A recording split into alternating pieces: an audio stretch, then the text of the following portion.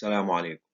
This is a first of a series of presentations on medical statistics, starting from square one and going up one step at a time with a short presentation for each new concept, technique, or test, all the way to the more advanced statistics like regression, multivariable analysis, and meta-analysis. We start today from the very beginning, the classes of the numbers and the types of data.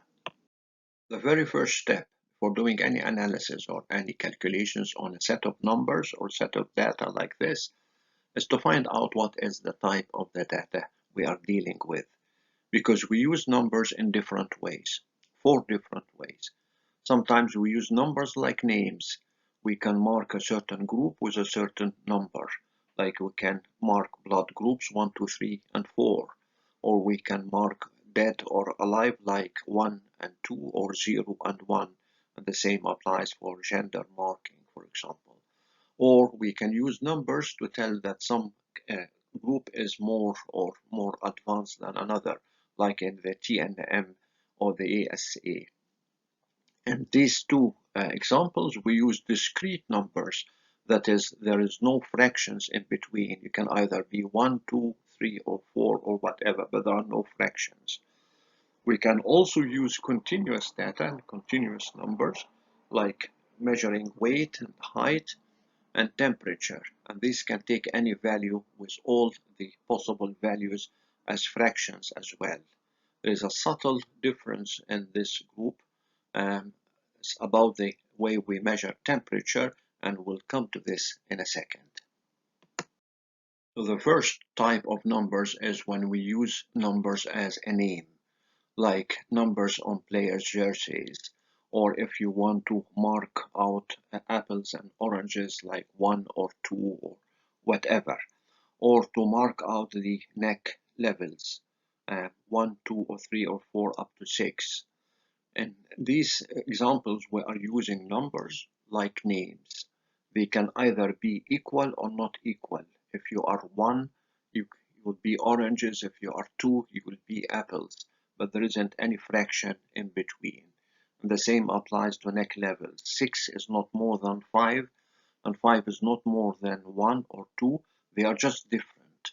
So you can tell from a certain number to which group you belong, and you could count the numbers in each group and get frequency distributions and proportions, and you can find out what is the most frequent group of the numbers. And you can use nominal numbers in some statistical tests, like in chi-square and the odds ratio, and even in nominal regression. But it's the most basic type of numbers. The other type of discrete numbers or discrete data is ordinal numbers. Here we are using numbers to tell which is more and which is less. So we know that 4 would be more than 3 and 3 would be more than 2, but the difference between 4 and 3 is not necessarily equal to the difference between 3 and 2. We can use the numbers here to rank the population. So we know that the hottest is more than the hotter is more than the hot. We can call this 1, 2, and 3. But the difference between the 3 and the 2 is not necessarily equal to the difference between 2 and 1. We use this in classifications like the TNM classification. We know that T4 is more advanced than T3, but the difference between the two is not necessarily equal to the difference between T3 and T2. Same applies for the N classification. Same applies for scores like the Glasgow Coma score or the ASA type of score, or when we are using scales. We just know that 4 is more than 3, 3 is more than 2, but the difference in between are not equal. We use this to get medians and percentiles of a population, and you can use ordinal numbers in all non-parametric tests, as we'll come to it in later, and you also use it in some types of correlation tests. When we move to continuous data, we have two groups. One of them, the much less common, is called the interval numbers or the interval data. Here, the numbers are equally spaced. The difference between a 20 degrees centigrade and a 10 is equal to the difference between a 10 degrees and a 0. So they are equally spaced, but there is no absolute zero. The zero on the centigrade or the Fahrenheit scale is just an arbitrary point along the scale, and there are negative values as positive values. But because the zero is not absolute, there is still some heat at the 0 degrees, either in the centigrade or the Fahrenheit. You cannot use the zero for certain calculations like logarithmic transformation and so, because you have negative values and positive values. So this group of numbers, the interval numbers, are not that common. Examples are the temperature scales for the centigrade and the Fahrenheit, the IQ score, and the pH scale. They are equally spaced but have no absolute zero. You can do most statistical tests on this group of numbers, but there are certain exceptions, like, for example, logarithmic transformations or power transformation, square roots, and things like this. The fourth and final type of number is the ratio number. It's a continuous type of data. Here we have an absolute zero, like if you are using the Kelvin temperature scale, or the weight or the length. There is an absolute zero for the weight scale or an absolute zero for the length or the age.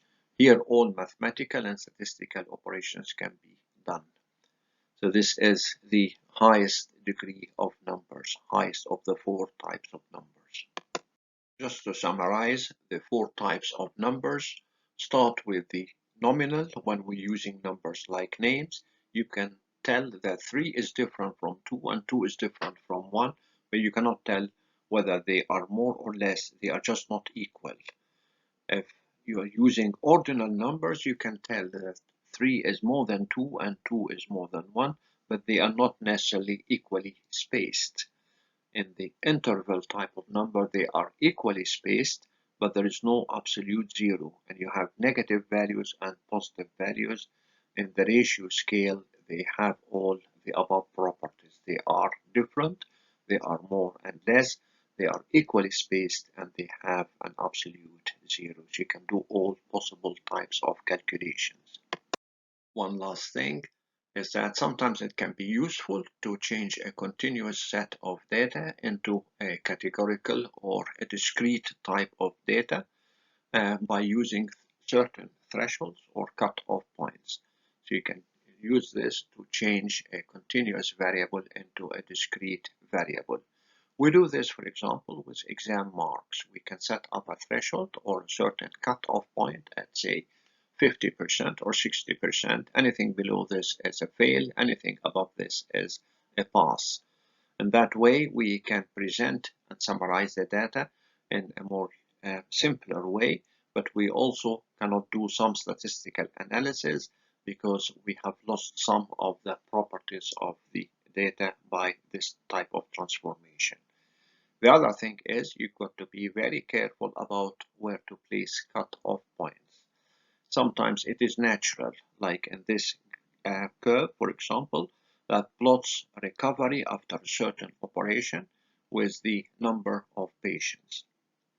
It's natural to have the cut-off points here where you don't have any patients at all. So you can term this group early, this group intermediate, and this group as late recovery. But if data can be used in other ways, sometimes if you are in favor of this particular intervention or operation, you can have your cut-off point here, and then you have only very few late recoveries and mark all the rest as early. Or you can do it the other way around. If you are not in favor of this type of intervention, you can have your cut-off point only here, so then you can have only few early recoveries and most of the others would be counted as late recoveries. By this we come to the end on this presentation on the types of the numbers. The next presentation will be on the types of the distribution of the numbers, the normal distribution, and the not so normal distribution. Salam alaikum.